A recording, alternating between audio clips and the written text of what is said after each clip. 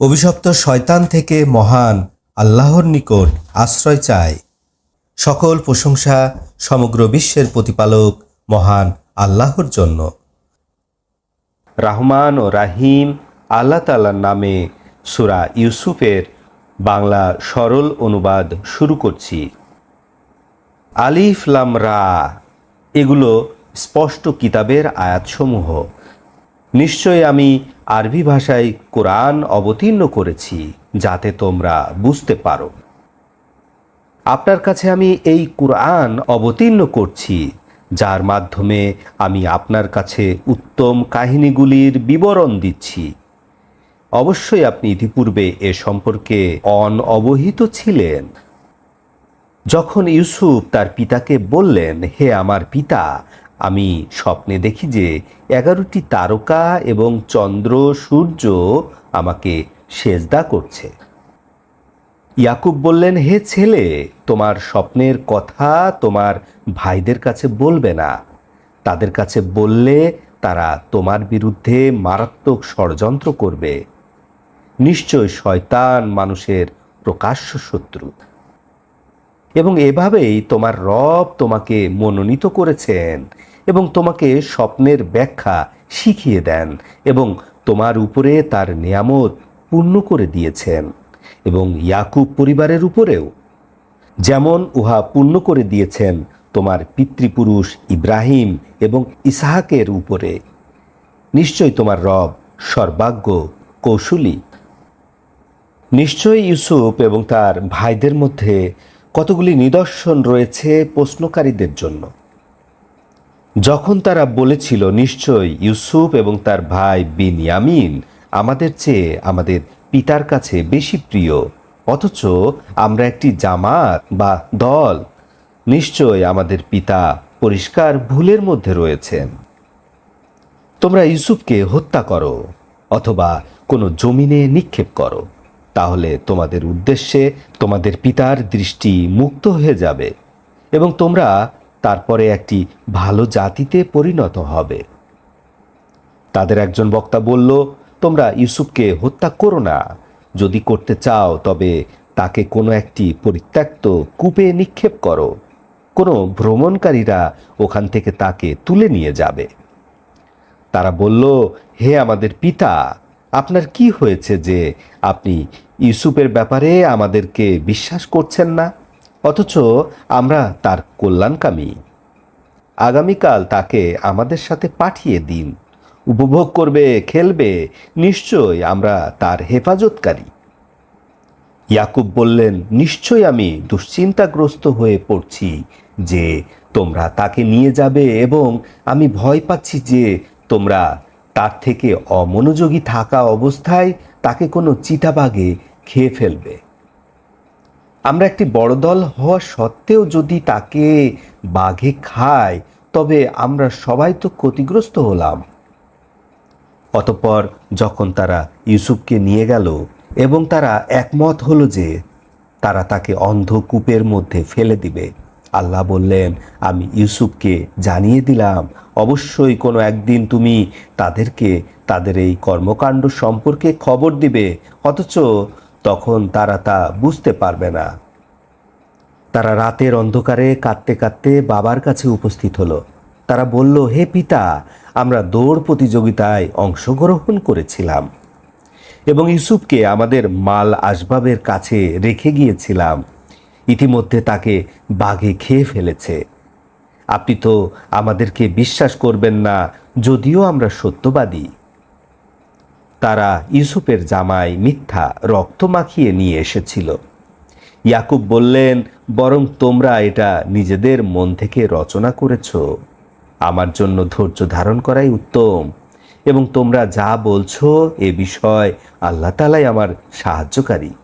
আল্লাহ তাআলার কাছে আমি সাহায্য প্রার্থনা করছি। একদল ব্যবসায়ী কূপের নিকট উপস্থিত হলো।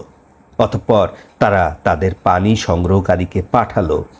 সে তার বালতি ফেলল। সে বলল, কি আনন্দ, এ যে এক কিশোর, এবং তাকে পণ্য হিসাবে লুকিয়ে ফেলল। আল্লাহ তাআলা তাদের সকল কর্ম সম্পর্কে অবহিত আছেন। তারা ইউসুফকে কম দামে কয়েকটি দিরহামের বিনিময়ে বিক্রি করে দিয়েছিল এবং ইউসুফের ব্যাপারে তারা ছিল বর্জনকারীদের অন্তর্ভুক্ত। মিশরের যে ব্যক্তি ইউসুফকে খরিদ করেছিলেন তিনি তার স্ত্রীকে বললেন, সম্মানসূচকভাবে এর বসবাসের ব্যবস্থা করো, সম্ভবত সে আমাদের উপকারে আসবে অথবা আমরা তাকে পুত্র হিসেবে গ্রহণ করব। আল্লাহ তাআলা বললেন, এভাবে আমি ইউসুফের জন্য পৃথিবীতে বাসস্থান দান করেছিলাম এবং তাকে আমি স্বপ্নের ব্যাখ্যা শিখিয়েছিলাম। আল্লাহ তাআলা তার কাজের উপর বিজয়ী, কিন্তু অধিকাংশ লোকেরা তা জানে না। অতঃপর যখন তিনি বলিষ্ঠ বয়সে উপনীত হলেন তখন আমি তাকে ইলম ও হিকমত দান করলাম। এভাবেই আমি সৎকর্মশীলদেরকে পুরস্কার দিয়ে থাকি। এবং প্রেম নিবেদন করেছিলেন ওই মহিলা যার ঘরে তিনি বসবাস করেন, এবং সেই মহিলা ঘরের দরজা বন্ধ করে দিয়ে তাকে বললেন, এসো। তখন ইউসুফ বললেন, আমি আল্লাহর আশ্রয় কামনা করছি, নিশ্চয় আমার মালিক আমাকে উত্তম আশ্রয়স্থল দান করেছেন, নিশ্চয় জালিমরা কখনোই জয়যুক্ত হয় না। মহিলা ইউসুফের সাথে প্রেম বিনিময়ের ইচ্ছা পোষণ করেছিল এবং ইউসুফ ও তার সাথে প্রেম বিনিময়ের ইচ্ছা পোষণ করতেন যদি তিনি তার রবের নিদর্শন দেখতে না পেতেন। এভাবেই আমি তার থেকে পাপ এবং অশ্লীলতা দূর করে দিলাম। নিশ্চয় তিনি আমার মোখলেস বান্দাদের অন্তর্ভুক্ত ছিলেন। তারা দ্রুত দরজার দিকে অগ্রসর হচ্ছিল এবং মহিলা পেছন থেকে তার জামা ছিঁড়ে ফেলল এবং উভয়ই তাদের মনিবকে দরজার কাছে পেল। জুলেখা বলল যে, তোমার পরিজনের সাথে সে খারাপ ইচ্ছা পোষণ করেছে। এছাড়া তার কি শাস্তি হতে পারে যে তাকে জেলে পাঠানো হোক অথবা বেদনাদায়ক শাস্তি দেয়া হোক? ইউসুফ বললেন, সেই আমার কাছে প্রেম নিবেদন করেছে। তখন জুলেখার পরিবারের একজন সাক্ষী ছিল। ইউসুফের জামাটা যদি সামনে থেকে ছেঁড়া হয় তবে জুলেখা সত্যবাদী এবং ইউসুফ মিথ্যাবাদীদের মধ্যে গণ্য, এবং যদি জামাটা পেছন থেকে ছেঁড়া হয় তবে জুলেখা মিথ্যাবাদী এবং ইউসুফ সত্যবাদীদের অন্তর্ভুক্ত। অতঃপর কিতফির যখন দেখল ইউসুফের জামাটা পেছন থেকে ছেঁড়া, তখন সে বলল, নিশ্চয় এটা তোমাদের ষড়যন্ত্র, নিশ্চয় তোমাদের ষড়যন্ত্র বড়ই কঠিন। কিতফিন বললেন, ইউসুফ তুমি এ থেকে বিরত থাকো এবং জুলেখা তুমি আল্লাহর কাছে ক্ষমা প্রার্থনা করো, নিশ্চয় তুমি পাপীদের অন্তর্ভুক্ত। শহরের মহিলারা বলল, আজই যে মিশরের স্ত্রী স্বীয় কৃতদাসের সাথে প্রেম নিবেদন করেছে, ভালোবাসা তার অন্তরের অন্তঃস্থলে পৌঁছে গেছে, আমরা তাকে পরিষ্কার ভুলের মধ্যে দেখতে পাচ্ছি। অতঃপর জুলেখা যখন তাদের ষড়যন্ত্রের কথা শুনতে পেল তখন তাদেরকে দাওয়াত দিল এবং তাদের জন্য খানা প্রস্তুত করল এবং তাদের প্রত্যেকের হাতে এক একটি চাকু দিল। তারপর ইউসুফকে আদেশ করল, তুমি এদের সামনে বেরিয়ে পড়ো। অতঃপর যখন তারা ইউসুফকে দেখল তখন তারা ইউসুফকে সর্বশ্রেষ্ঠ সুন্দর পুরুষ মনে করল এবং নিজেদের হাত কেটে ফেলল এবং বলল, আল্লাহর আশ্রয় কামনা করছি, এ তো মানুষ নয়, অবশ্যই ইনি একজন সম্মানিত ফেরেশতা। এই হচ্ছে তোমাদের সেই ব্যক্তি যার ব্যাপারে তোমরা আমাকে নিন্দা করছিলে। আমিই তার কাছে প্রেম নিবেদন করেছি, কিন্তু সে নিজেকে সংরক্ষণ করেছে।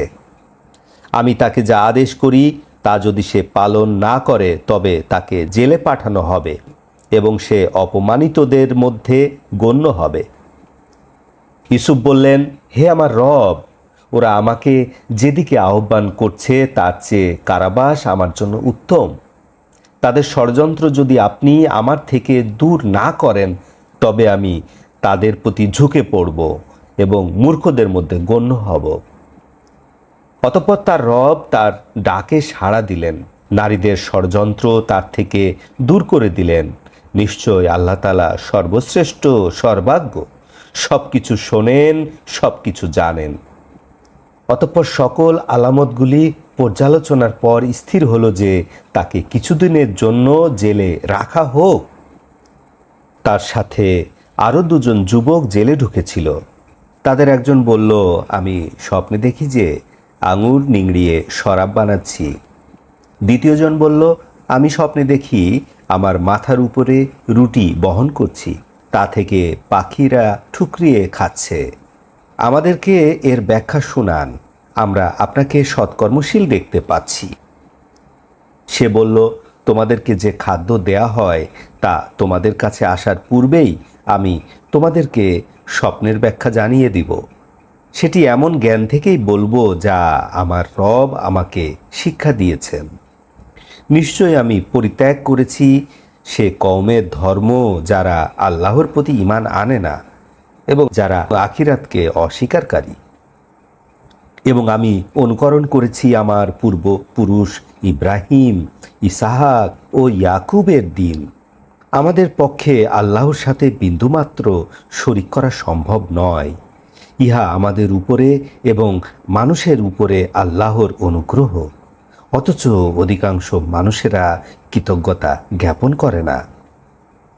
হে আমার জেলের সাথীদ্বয়, বিভিন্ন মাবুদ উত্তম না এক আল্লাহ যিনি পরাক্রমশালী? তোমরা কতগুলি নামের পূজা করো যে নামগুলি তোমরা এবং তোমাদের পূর্বপুরুষেরা রেখেছ। ওই নামগুলি সম্পর্কে আল্লাহর পক্ষ থেকে কোনো প্রমাণ নেই। আল্লাহ ছাড়া কারো আদেশ দানের অধিকার নেই। তিনি আদেশ দান করেছেন যে তোমরা আল্লাহ ছাড়া কারো ইবাদত করবে না, এবং ইহাই হচ্ছে সুপ্রতিষ্ঠিত দিন। অধিকাংশ মানুষেরা তা জানে না। হে আমার জেলখানার সাথীদ্বয়, তোমাদের একজন মালিককে শরাব পান করাবে এবং অন্যজনকে শুলেবিদ্ধ করা হবে এবং তার মগজ পাখিরা খাবে। যে বিষয় তোমরা ফয়সালা দাবি করেছিলে সে বিষয় চূড়ান্ত ফয়সালা হয়ে গেছে। তাদের উভয়ের মধ্য হতে যার প্রতি ধারণা ছিল যে সে মুক্তি পাবে, তাকে ইউসুফ বলেছিলেন, তোমার মালিকের কাছে আমার কথা বলিও। কিন্তু শয়তান তার মালিকের কাছে বলতে তাকে ভুলিয়ে দিয়েছিল। ফলে তিনি কয়েক বছর জেলে অবস্থান করেছিলেন। এবং মিশরের বাদশাহ রায়ান ইবনে ওলিদ বললেন, আমি 7টি মোটা গাভী দেখেছি, যে 7টি দুর্বল গাভী তাদেরকে খেয়ে ফেলেছে, এবং 7টি তরুতাজা শীষ এবং 7টি শুকনো শীষ। হে আমার পরিষদবর্গ, আমার স্বপ্নের ব্যাখ্যা দাও, যদি তোমরা স্বপ্নের ব্যাখ্যাদানকারী হয়ে থাকো। তারা বলল, এগুলি বাজে স্বপ্ন এবং আমরা বাজে স্বপ্নের ব্যাখ্যা করতে জানি না। দুজনের মধ্যে যে মুক্তি পেয়েছিল সে বলল, বহুকাল পর তার স্মরণে এসেছে, আমাকে পাঠানো হোক, আমি আপনাদের এ স্বপ্নের ব্যাখ্যা শোনাব। ইউসুফ, হে সত্যবাদী, 7টি মোটা গাভীকে 7টি দুর্বল গাভী খেয়ে ফেলেছে, 7টি তরুতাজা শীষ এবং 7টি শুকনো শীষ। আপনি আমাদেরকে এর ব্যাখ্যা দিন, আমি মানুষের কাছে ফিরে যাব, তারা জেনে নিবে। তিনি বললেন, তোমরা অনবরত 7 বছর ফসল ফলাবে, তোমরা যা খাবে তা ছাড়া বাকি ফসল শীষের সাথে রেখে সংরক্ষণ করবে। তারপরে আসবে 7 বছর কঠিন দুর্ভোগ। ওই বছরগুলির জন্য তোমরা যা সংরক্ষণ করেছিলে তোমরা তা খাবে, তোমাদের সংরক্ষিত সামান্য ফসল ছাড়া। এরপরে আসবে একটি বছর, যে বছর মানুষেরা প্রচুর বৃষ্টি লাভ করবে এবং আঙুর নিংড়াবে। এবং বাদশাহ বললেন, তাকে আমার কাছে নিয়ে এসো।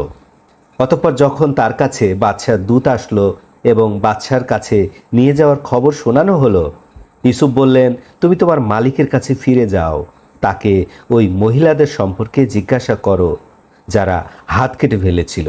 নিশ্চয়ই আমার রব তাদের ষড়যন্ত্র সম্পর্কে অবগত আছেন। বাদশাহ মহিলাদেরকে জিজ্ঞাসা করলেন, তোমাদের কি বক্তব্য যখন তোমরা ইউসুফের কাছে প্রেম নিবেদন করেছিলে? তারা বলল, আল্লাহর কসম, আমরা তার মধ্যে খারাপ কিছু পাইনি। আজিজে মিশরের স্ত্রী বলল, এখন সত্য প্রকাশিত হয়েছে, আমি তাকে ফুসলিয়েছিলাম এবং নিশ্চয়ই সে সত্যবাদী।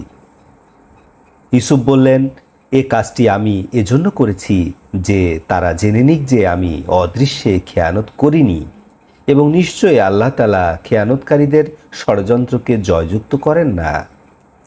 আমি আমার আত্মাকে নির্দোষ বলে ঘোষণা করছি না, নিশ্চয় আত্মা বারবার অন্যায়ের প্রতিই আদেশ করে।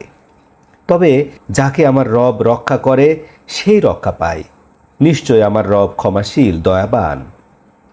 মিশরের বাদশাহ রায়ান ইবনে ওলিদ বললেন, তাকে আমার কাছে নিয়ে এসো, তাকে আমি আমার একান্ত বিশ্বস্ত হিসেবে নিয়োগ করব।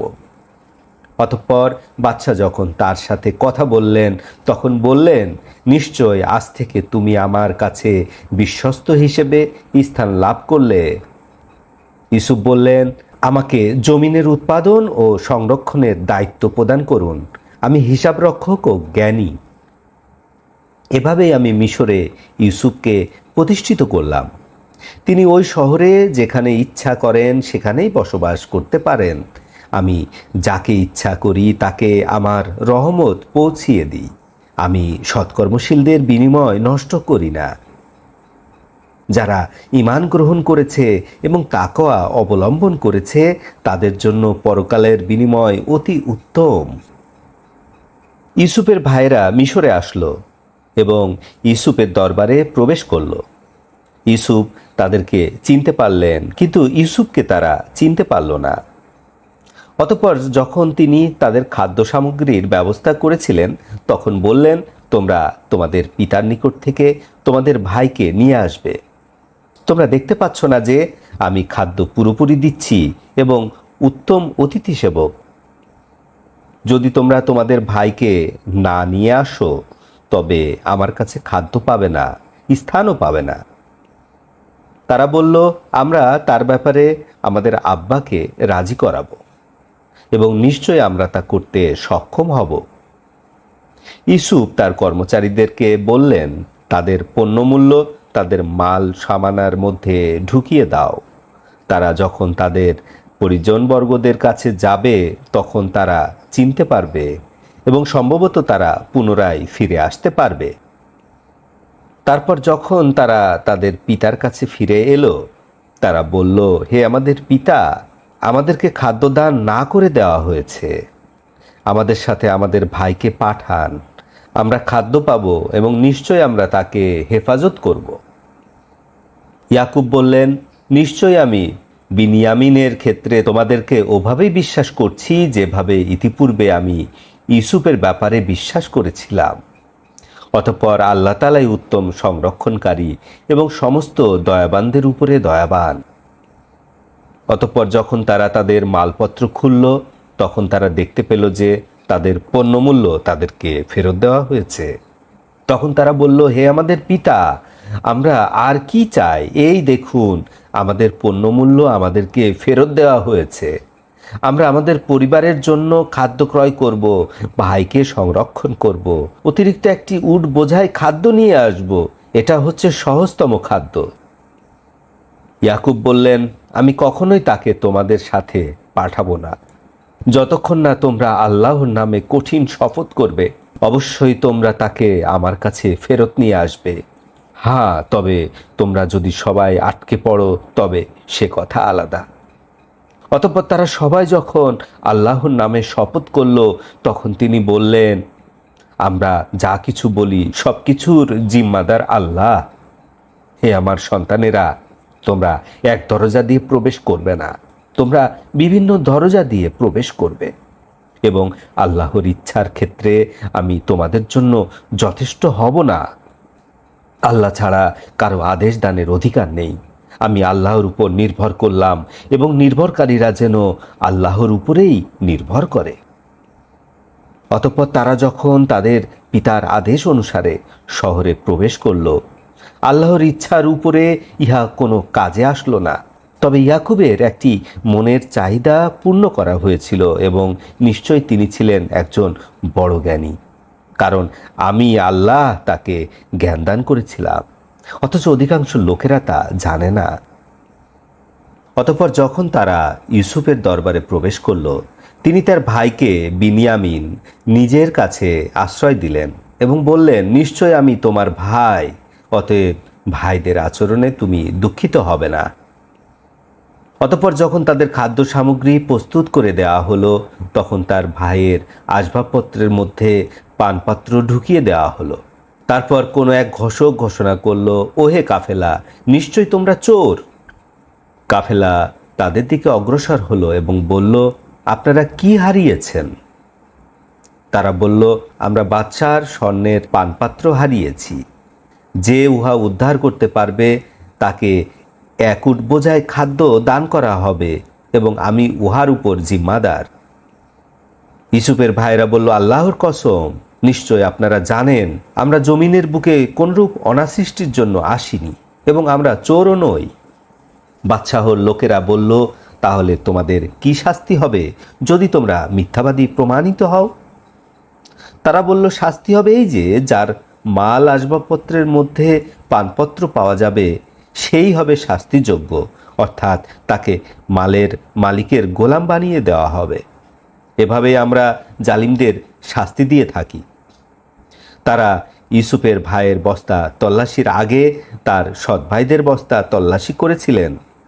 অতঃপর হারানো পেয়ালাটা বিনয়ামিনের বস্তা হতে বের করা হলো। এভাবেই আমি ইউসুফকে কৌশল শিক্ষা দিয়েছিলাম। সে মিশরের রাজার আইনে তার ভাইকে আটক করে রাখতে পারত না। তবে আল্লাহ যা ইচ্ছা করেন, আমি যাকে ইচ্ছা করি তার সম্মান বাড়িয়ে দেই। প্রত্যেক জ্ঞানীর উপর জ্ঞানী আছে। ইউসুফের সৎ ভাইরা বলল, এ যদি এখন চুরি করে থাকে, ইতিপূর্বে এর ভাইও চুরি করেছিল। ইউসুফ কথাগুলি মনের মধ্যে লুকিয়ে রাখলেন, তাদের উদ্দেশ্যে প্রকাশ করলেন না এবং মনে মনে বললেন, তোমরা অত্যন্ত জঘন্য অবস্থানে রয়েছ। তোমরা যা বলছো আল্লাহ তাআলা সে সম্পর্কে বিশেষভাবে অবহিত রয়েছেন। ইউসুফের সৎ ভাইয়েরা বলল, হে ক্ষমতাবান, নিশ্চয় তার বৃদ্ধ পিতা রয়েছে, তার পরিবর্তে আমাদের একজনকে রেখে দিন। নিশ্চয় আমরা আপনাকে সৎকর্মশীলদের অন্তর্ভুক্ত দেখছি। ইউসুফ বললেন, আমি উহা থেকে আল্লাহর আশ্রয় কামনা করছি যে যার কাছে মাল পাওয়া গেছে তাকে বাদ দিয়ে আর একজনকে আটকে রাখব। নিশ্চয় তাহলে আমি জালিমদের মধ্যে গণ্য হব। তারপর তারা যখন ইউসুফ হতে নিরাশ হয়ে পড়ল, তখন তারা পরামর্শ করতে করতে বিদায় গ্রহণ করল। তাদের বড় ভাই বলল, তোমাদের কি স্মরণ নেই? তোমাদের পিতা তোমাদের থেকে আল্লাহর শপথ নিয়েছেন এবং নিশ্চয়ই তোমরা ইতিপূর্বে ইউসুফের বিষয়ে যে ত্রুটি করেছ। নিশ্চয় আমি এ জমিন ত্যাগ করব না যতক্ষণ পর্যন্ত আমার পিতা আমাকে আদেশ না দেন অথবা আল্লাহ আমার প্রতি কোনো আদেশ না করেন। তিনি উত্তম আদেশদাতা। তোমরা তোমাদের পিতার কাছে যাও, অতঃপর বলো, হে আমাদের পিতা, নিশ্চয় আপনার ছেলে চুরি করেছে। আমরা যা জেনেছি তাই আমরা বর্ণনা করছি, অদৃশ্য বিষয় আমরা হেফাজতকারী নই। ওই গ্রামবাসীর কাছে জিজ্ঞাসা করুন আমরা যেখানে অবস্থান করছিলাম, এবং ওই কাফেলার কাছেও জিজ্ঞাসা করুন যাদের মাঝে আমরা অগ্রসর হচ্ছিলাম, নিশ্চয় আমরা সত্যবাদী।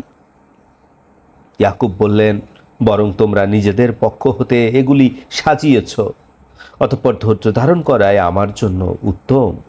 নিশ্চয় আল্লাহ তাআলা তাদের সবাইকে আমার কাছে নিয়ে আসবেন। নিশ্চয় আল্লাহ তাআলা সর্বজ্ঞ, কৌশলী। অতঃপর তিনি তাদের থেকে ফিরে থাকলেন এবং বললেন, হায় দুঃখ আমার ইউসুফ এর উপরে। দুশ্চিন্তা তার উভয় চক্ষু সাদা হয়ে গিয়েছিল এবং তিনি দুঃখগুলি হজম করছিলেন। ইয়াকুবের সন্তানেরা বলল, তুমি সারাক্ষণ ইউসুফের স্মরণ করতে করতে দীর্ঘদিন অসুস্থ থাকবে অথবা একেবারেই ধ্বংস হয়ে যাবে। ইয়াকুব বললেন, আমার কঠিন দুঃখ বেদনার অভিযোগ আমি আল্লাহর কাছে পেশ করছি এবং আল্লাহর পক্ষ থেকে আমি যা জানি তোমরা তা জানো না। হে আমার সন্তানেরা, তোমরা যাও, ইউসুফকে এবং তার ভাইকে খোঁজ করো। আল্লাহর রহমত হতে নিরাশ হও না। অবিশ্বাসীরা ছাড়া কেউ আল্লাহর রহমত হতে নিরাশ হয় না। অতঃপর তারা 10 ভাই যখন ইউসুফের দরবারে উপস্থিত হলো, তখন তারা বলল, হে ক্ষমতাবান, আমাদের পরিবারের উপরে দারিদ্র্য আঘাত এনেছে। আমরা কিছু ত্রুটিপূর্ণ খাদ্যমূল্য নিয়ে এসেছি। আমাদেরকে পুরোপুরি খাদ্য দান করেন এবং আমাদেরকে বিনামূল্যে দান করুন। নিশ্চয় আল্লাহ তাআলা দানকারীকে বিনিময় দিয়ে থাকেন। ইউসুফ বললেন, তোমাদের কি মনে আছে ইউসুফ এবং তার ভাইয়ের সাথে তোমরা কি করেছিলে যখন তোমরা নির্বোধ ছিলে? তারা বলল, তাহলে নিশ্চয়ই আপনি কি ইউসুফ? তিনি বললেন, আমি ইউসুফ এবং এই আমার ভাই। আল্লাহ তাআলা আমাদের প্রতি দয়া করেছেন। নিশ্চয় যে আল্লাহকে ভয় করে এবং ধৈর্য ধারণ করে, নিশ্চয় আল্লাহ তাআলা সৎকর্মশীলদের বিনিময় নষ্ট করেন না। তারা বলল, আল্লাহর কসম, নিশ্চয় আল্লাহ তাআলা তোমাকে আমাদের উপর শ্রেষ্ঠত্ব দান করেছেন এবং নিশ্চয়ই আমরা ছিলাম অপরাধী। ইউসুফ বললেন, আজকের দিনের পরে তোমাদেরকে কখনো লজ্জা দেওয়া হবে না। আল্লাহ তাআলা যেন তোমাদেরকে ক্ষমা করে দেন। তিনি সমস্ত দয়ালুদের বড় দয়ালু। ইউসুফ বললেন, তোমরা আমার এই জামা নিয়ে যাও, উহা আমার পিতার চেহারায় স্পর্শ করিয়ে দিবে। সে দৃষ্টিসম্পন্ন হয়ে যাবে এবং তোমাদের পরিবারের সবাইকে আমার কাছে নিয়ে এসো। অতঃপর যখন উষ্ট্রারোহী দলটি মিশর থেকে পৃথক হলো, তখন তাদের পিতা ইয়াকুব বললেন, নিশ্চয় আমি ইউসুফের ঘ্রাণ পাচ্ছি, যদি না তোমরা আমাকে বেওকুফ মনে করো। পরিজনরা বলল, আল্লাহর কসম, নিশ্চয় তুমি তোমার পুরাতন ভুলের মধ্যে রয়েছ। অতঃপর যখন শুভ সংবাদদাতা এসে পৌঁছালেন এবং জামাটা তার মুখমণ্ডলে রেখে দিলেন, সাথে সাথে তিনি দৃষ্টিসম্পন্ন হয়ে গেলেন এবং বললেন, আমি কি তোমাদিগকে বলিনি যে আমি আল্লাহ তাআলার পক্ষ হতে যা জানি তোমরা তা জানো না? তারা বলল, হে আমাদের পিতা, আমাদের অপরাধের জন্য আপনি ক্ষমা প্রার্থনা করুন, নিশ্চয় আমরা ছিলাম অপরাধী। ইয়াকুব বললেন, শীঘ্রই আমি আমার রবের কাছে তোমাদের জন্য ক্ষমা প্রার্থনা করব, নিশ্চয়ই তিনি ক্ষমাশীল দয়ালু। অতঃপর তারা ইউসুফের দরবারে প্রবেশ করলেন। ইউসুফ তার পিতামাতাকে তার কাছে স্থান দিলেন এবং বললেন, আল্লাহর ইচ্ছায় নিরাপদে এই শহরে প্রবেশ করুন। এবং তিনি তার পিতামাতাকে সিংহাসনে বসালেন এবং সবাই তার সম্মানে সিজদা করল। তখন ইউসুফ বললেন, হে পিতা, এ হচ্ছে আমার ইতিপূর্বের স্বপ্নের ব্যাখ্যা। আমার রব ওই স্বপ্নকে বাস্তবায়িত করেছেন এবং আমার প্রতি অনুগ্রহ দেখিয়েছেন যখন তিনি আমাকে জেল থেকে মুক্তি দিয়েছেন এবং আপনাদেরকে প্রশস্ত প্রান্তর থেকে আমার মধ্যে এবং আমার ভাইদের মধ্যে শয়তান ফাসাদ সৃষ্টি করে দেওয়ার পরেও এখানে নিয়ে এসেছেন। নিশ্চয় আমার রব অতি দয়াময়, তার কার্যক্রম সম্পাদনে নিশ্চয় তিনি সর্বাজ্ঞ কুশলী। হে আমার রব, আপনি আমাকে সাম্রাজ্য দান করেছেন, স্বপ্নের ব্যাখ্যা শিখিয়েছেন। আপনি আকাশ পৃথিবীর আদি স্রষ্টা। আপনি দুনিয়া ও আখিরাতে আমার বন্ধু। আমাকে আত্মসমর্পণকারী হিসাবে মৃত্যু দান করুন এবং সৎকর্মশীলদের সাথে আমাকে মিলিয়ে দিন। এগুলি হচ্ছে গায়েবের খবর, আপনাকে আমি ওহির মাধ্যমে জানিয়ে দিলাম। আপনি তাদের কাছে ছিলেন না যখন তারা তাদের কাজের ব্যাপারে দৃঢ় সংকল্প গ্রহণ করেছিল এবং ষড়যন্ত্র করেছিল। হে রাসূল, আপনি যতই কামনা করেন, পৃথিবীর অধিকাংশ মানুষ ঈমান গ্রহণ করবে না। আপনার প্রচারের বিনিময়ে আপনি তাদের কাছে কিছু দাবি করছেন না। এটা সৃষ্টিকুলের জন্য উপদেশ ছাড়া আর কিছু নয়। আকাশ পৃথিবীর মাঝে কত নিদর্শন রয়েছে যার উপর দিয়ে তারা যাতায়াত করে, কিন্তু তা থেকে ওরা ফিরে থাকে, উপদেশ গ্রহণ করে না। তাদের অধিকাংশ আল্লাহর প্রতি এভাবে ঈমান আনে যে তারা শিরকের সাথেও জড়িত থাকে। আল্লাহর কোনো শাস্তি তাদেরকে গ্রাস করে ফেলবে, এ থেকে কি তারা নিরাপদ? অথবা হঠাৎ তাদের কাছে কিয়ামত উপস্থিত হয়ে যাবে, তারা তার কোনো খবর জানতে পারবে না। আপনি বলুন, ইহা আমার আল্লাহর রাস্তা, আমি এবং আমাকে যারা অনুকরণ করে আমরা সবাই জ্ঞানসম্মতভাবে আল্লাহর পথে ডাকি। সমস্ত পবিত্রতা আল্লাহর, আমি মুশরিকদের দলভুক্ত নই।